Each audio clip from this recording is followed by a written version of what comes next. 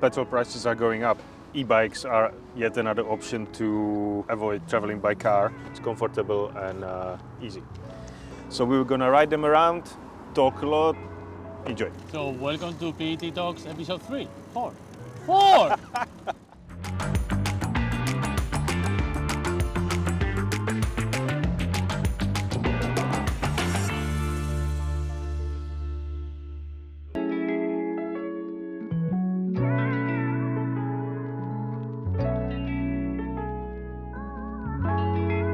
Today we have two bikes to show you. So we have the Mate X and Ruff Cycles Lil Buddy.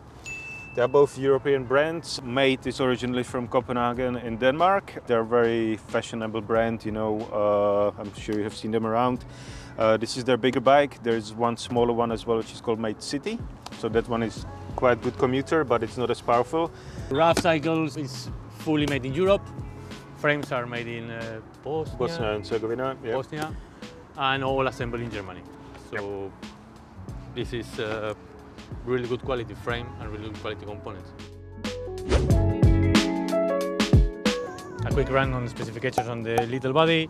You have two options for a drive: active line with a 300 watt-hour battery, or the CX Performance with 500 watt-hour battery. Each one of them, they will give you between maximum 25-30 miles on the active line and up to 40-45 on the CX line. Depends how far you go anyway. In terms of brakes, you will have hydraulic Shimano brakes, front and rear, 7-gear Shimano Altus. Come with a display, 4 different riding modes, eco, dynamic, mountain bike and turbo. We love turbo. As an accessory, that one comes with the rack, and then we put the belt. Yeah, that's it really. So let's start from the motor. So as I said, it's a defying motor. There are 3 versions you can get, coming from 250, 750 watts and up to 1000 watts. Battery options are 14 ampere hours or 17 ampere hours, like on this one. I think the official stats are that this bigger battery would do up to 60 miles. But that obviously depends, you know, whether you use the throttle all the time or whether you use just pedal assist, how fast you go, you know, how heavy you are. But this has pretty good range, I would say definitely 30-40 miles you will get out of it. Obviously, as a standard, it comes with the 7-speed Altus as well, so that's very similar like on the, I think it's the same like on the Lil Buddy. You have just classic shock suspension, both on front and back. As I said, it comes with the throttle. You have nice color display with loads, I think 10 different modes. You can set up, you know, how much torque you get out of it. There's nothing else, I think, is it?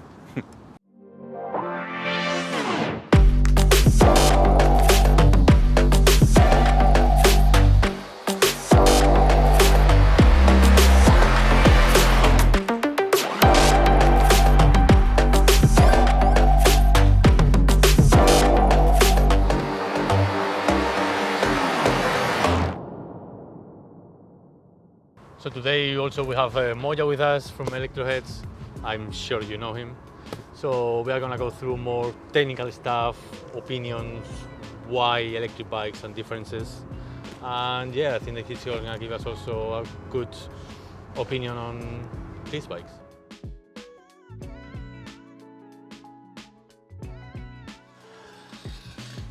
Hey. Hey! So we're talking e-bikes. We're talking e-bikes. Okay. So now we are gonna talk about a bit more on the techie side of things. Yeah. E-bikes in general. Yeah. Mid-drive, hub motors, battery size, etc. I could talk to you for weeks I know. about this. I know, that's why Yeah. I wanted you here. Yeah. Great. Great. So I love electric bikes, and yeah, I've ridden my mid-drive bike around London for 3 years. It's like a defying mid-drive, 750 watts, so not quite legal. But when I moved to London, like that was my decision: get a car or get a bike, or get like the best vehicle I could think to get around London is an electric bike, because you know, bikes just work so well in London. For sure. And in terms of parking, where you leave it? Yeah, that's always That's the problem with e-bikes at the Yeah. moment, I think, you know. At least you have a space in both sides, so on your home. Well, in your home you can have a space, but on your destination, Yeah. where you park it. If you're lucky enough to have somewhere to put it, then it's Yeah. good. If you can fit it into your corridor or something like that. Yeah. Right now, I'm not blessed with a place to put my bike, so it sits in my garage, and I go and look at it and polish it, and then I'm like, oh, I want to ride it, but I've got nowhere to put it right now, so I use the unicycle. That's one of the great benefits of that. I can just stick it in a corner anywhere, and it's fine. Yeah. It's getting a lot better though, like parking in London on bikes, like there's all kinds of spots opening up, like near train stations and like little lock-up centres with security and everything to make it easier to park. But it's getting more and more normal to see like a £1,000 or £2,000 bike parked on the street. The more of that I see, the more it decoys away from my bike, which is still it's still worth a lot, but you know, keep it covered in mud, don't clean it too much, and you kind of blend in a little bit more. Yeah. So yours is a mid-drive? Mine's a mid-drive, yeah. Okay. Which comes with its benefits.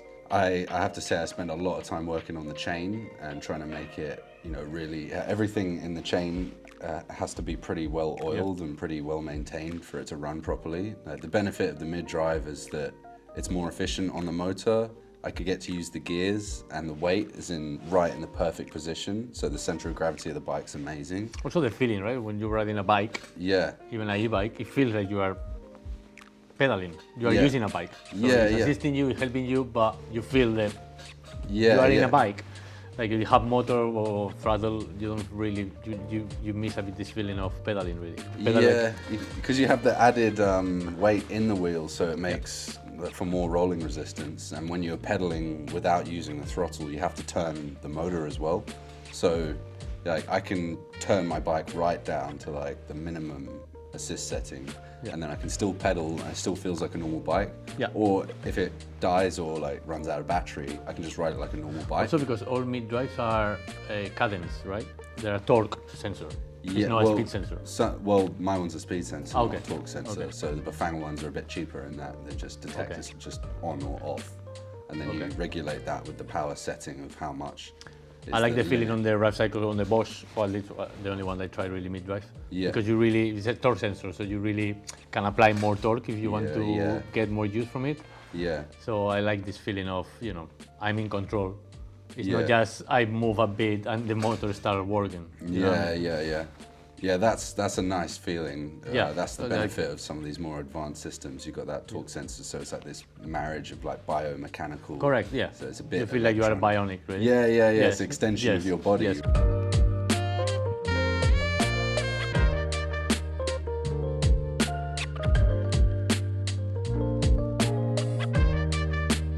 We don't want to go into too much details while we are here outside, but you know, e-bike is a really good option for you to travel to work or whatever you need to do during the day instead of using car.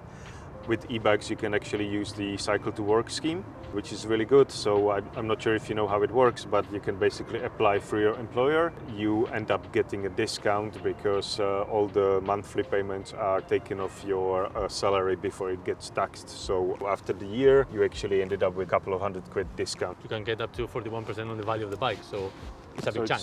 You know, if you have an employer who is keen to sign up for this scheme, go for it. You know, we will be more than happy to help you out with the vouchers and everything. We know sometimes these bikes can get pricey, but this is another way how to help you get them.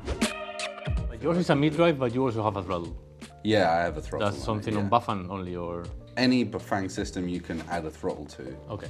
So you just add it on as a little 3-pin connector, and the throttle makes a massive difference. So there's times where I want to ride and I want to use energy and I want to get fit, and then I won't use the throttle much. And there's times where I need this energy for tomorrow. I just need to get myself home. Like just take me home. Correct. Or when you're like, you know, you're trying to maneuver like up a hill, and it's really easy to use the throttle to help you out, or if like you're standing from still with a trailer or a heavy load, that's true. Then it's super useful. Like also in a really busy road, if you want to be kind of the first on the traffic light, just to give some advantage from the cars, it's good to have throttle first and then maybe just pedaling, right? Yeah. Well, that's the legal side. I think that actually you can have a throttle, twist throttle, up to 6 kilometers an hour, just to keep the first moving. So that's good, yeah. Yeah, I mean, I've tried those delivery bikes that weigh like 150 kilos and they're like pedal assisted. The S-scooter one, I've got one that I bought to try and fix up and it's just in pieces. Like, it was a bad project, I shouldn't have got involved. But like trying to get that to go up a hill without a throttle start is impossible. You know, you have to pedal a bit before it goes. So it's just so hard to operate without a throttle on it. So they have to allow that to happen so that people can do deliveries. On electric bike, we find out that usually the chain ring is too small. Yeah. Or the gear ratio, really. Yeah. So there is a point even on legal bikes that goes up to 25 if they don't have any gears on it. Yeah. Or the chain ring is too small. There is a point where you kind of feel like you are pedaling in air, that you are not doing nothing really. Yeah.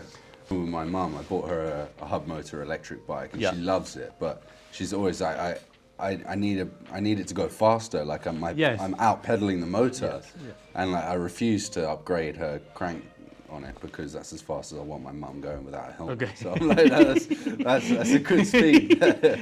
But yeah, that would be an option, right? Increase or add more gears, so you can play more with torque and how fast you want to go after the limit cut out. Yeah. Or even getting chainring bigger, right? Yeah. But then you're engineering the bike to go faster than the motor allows it to go. So then you're leaving the motor behind. Well, yeah, but legally the motor will leave behind up to 25 kilometers an hour. Well, so I don't know if you've like ridden, say, the WOW bike, for instance. Yeah. Like that assists you up to 30 miles an hour. It just keeps assisting. It's a legal 250 watt bike, but I feel like every company has their own interpretation of what 15 miles an hour is and what 250 watts means. On the legality of at the moment on the framework of e-bikes, it need to cut out at 15.5. Yeah. So who's going to catch this? Who's going to tell WOW bike that that's illegal? Like, they're all different. Like, well, the same as made, really. Yeah. So you can have we have here the 750 watts, and we sell the 750 watts, which is only for the American market. Yeah, I mean, no one will come. I don't think that no one really will stop you and look at how many watts do you have there. And they're really not in London. Really like not. right now, they've changed the highway code to benefit cyclists even more. Yes, and like correct. Last 3 years, I have just been under the radar with an e-bike. No one would ever stop me or question anything on my bike. If you are zipping around 30 miles an hour without pedaling, without helmet, with reckless riding, they might stop you. And I think they've got better things to do sometimes. Correct. Yeah. Correct. And if I see police, I just start pedaling. If I'm not pedaling, I just pedal, and then it's like, it's Yeah. I mean, you see people on like souped up Harley Davidson looking bikes, not pedaling with a full face helmet in a cycle lane, and then you think, you're blowing my cover. Like, I just want to say it personally. Like, do me a favor because I want to keep riding my bike. Just at least pretend to be pedaling and moving your legs or something like that. Yeah.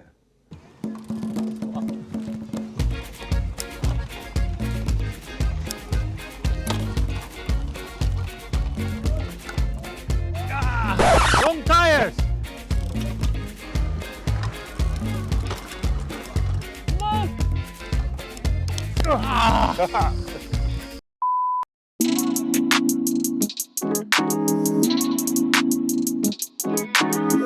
What battery you have on your? I've got a Halong battery pack. It's like it's one I built myself. It's one of the battery packs you can slide onto the bike and then slide off, and you just have a little key on it. 750 watt hours, and I have the option of using two, so one on the frame, one on the rear rack. 48 volts. 48 volts. 48. Yeah. And normally all the bikes on the market will be mainly 36 volts. Yeah, I mean, it depends on your use. If you're like in your 50s and you're just trying to get around like to the supermarket and things like that, I think even like a 24 volt, 250 watt like system is good enough. But I like to ride a lot faster than that and try and get across London, you know, and then you need something different. Like, my bike doesn't replace a bike; it's a completely different vehicle. Like, you wouldn't use it for the normal things that you'd use it for. So yeah, 48 volts with two batteries. I think like you need about 1.5 kilowatts to 2 kilowatts of battery to have a good electric vehicle that's going to get you around London. Like, you want to have 20 to 50 miles of range or something like that. Yeah, good to be able to take it into work, charge it for a couple of hours, and then put it back on your bike. I mean, with electric unicycle, like you're charging the whole thing. I mean, you can take it inside, which is fine, but some instances you don't want to take your vehicle inside. You just want to be a normal human being. And so it's good to leave your bike outside. I mean, it's, on the Mate is a 48 volts, 19 amps hour, which is a pretty decent range. On the Ruff cycles, it's 500 watt hours. That's the battery. We think that it's a 48 volts. For the CX. And even the motor, I mean, they don't even talk about watts, they talk about Newton meters of torque. Yeah, how much torque? Which is 48. Foldable. Do you need your bike to be foldable? Do I need it to be foldable? I have fantasized about the idea of having a foldable bike. Okay. That's because I really like the Brompton bikes. I like how they're the most compact vehicle in London, pretty much. Lightest vehicle in London. So in the electric bike area, it's like, can you make the Brompton electric? And I've seen the Brompton make their electric version, which had some pretty bad feedback, I think. And there are other kits like the Switch kit that you can put onto a Brompton. But you're getting to a point where you're adding so much weight onto something that's so small. It's like, is it worth it? Well, in case of Switch bike, I think it's lighter. The whole kit is lighter than the official Brompton one. The Brompton is quite a big chunk box on the front of the bike. It is, yeah. I think it's a point where I'm not sure if it's worth adding all of that weight onto something that's already so light. I mean, I guess that Brompton users that they live in a really hilly place, and they want to go up and down all day on hills, Maswell's Hill, all this area, North London. I mean, maybe that's the people that they want the electric side of things. Because by itself, I mean, the Brompton it performs really well. I mean, it's quite a quick bike, even for a small wheel. The geometry is really good. So why you will need electric? I guess because it's hills. I guess. I mean, it's at that point where I feel like an electric bike is more suited for something going faster and a bit bigger. I think it's really cool how the Mate bike and all these ones have got foldable options now. That you can get like a proper bike that's, huge. I mean, the Mate is foldable, but it's more for storage. Really. I mean, technically you can get on a train with it though. Well, technically, on size, yes. Like the TfL regulations say if it's foldable, then you can take it on a train. Yes. But I it's don't going to be a mission, to put this one on a train. Then suspension, for example, the fat tires, it might add a bit more cushion. So Ruff cycles doesn't have any suspension, but I feel like I don't need it somehow. I don't think it's just the frame, it's just maybe the tires really. I guess that will be the kind of the softness. I think you can get so much softness out of the tires. Because you can play a lot with the tire pressure, right? They're huge tires, and that's like a cheap way to have suspension without adding loads of weight. Because you're not going that fast and you don't have that much weight, you can almost just get away with riding at like 35 psi. What do you think about fat tires? I love them. What I don't like is everyone riding around knobbled tires, like knobbly fat tires around London.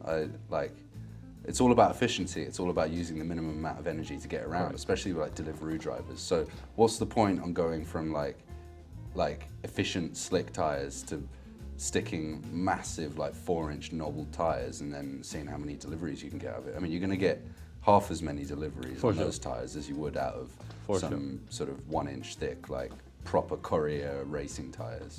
So I think they're fashion, but when you get a tread that's a bit more like this or these tires, like that makes a lot more sense. I mean, you're going to slip out so hard in the wet if you've got off-road tires around London.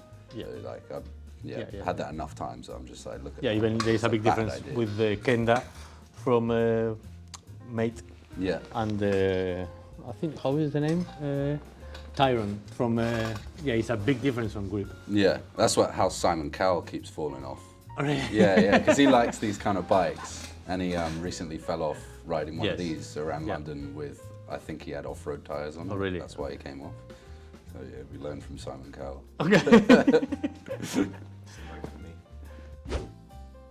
Especially for electric bike that can go to 40 miles an hour, you need good brakes. Yeah. Yes, for sure. Yeah, I definitely found that out when I was towing a trailer around London. Yeah, right. Like really going through brake pads, and then just you burn them out, and then you realize that these are not stopping you. When you start riding up to like 30 miles an hour, then you just require a whole level of like better performance out of your bike. That's where the brakes like really kind of show what their worth is. And I think the standard is like these Tecro Shimano brakes, they're all about the same level, the nut brakes as well. None of them are using dual piston, but they're all hydraulic brakes and they all seem to do the job all right. But it's more brake pads. Brake pads. yeah, The faster you go, brake pads eat it really fast. yeah, it depends on the rider's style, I think. Yeah. Like if you are going through the pads really quick, then change the pads for like a metallic base And how do you pad. use the brakes? Because some people don't use the front brake, for example, or some people don't use the rear brake or too much or whatever. So Yeah, for sure. Yeah, that's it. Great way to get more info about e-bikes is to look at what the delivery drivers are riding, all the delivery drivers in London, because to me that is like the best test of a vehicle. Yeah. If a delivery driver in London can get good use out of it. So if that bike's holding up and there's loads of delivery drivers riding mates around, then yeah, it must be good enough. Like to me that's like Toyota or Mercedes sending out their vehicle for years and then buying it back. It's like that's how like into detail they go about whether their cars last. So yeah, it's a good place to look for research. So thank you for watching. Don't forget you can come anytime to test the bikes to PT here. We'll be happy to see you. There is a lot of new models coming in from Ruff Cycles and Mate, so keep an eye on it. And yeah, see you next. Don't forget to press the belly button, subscribe, and have a good week.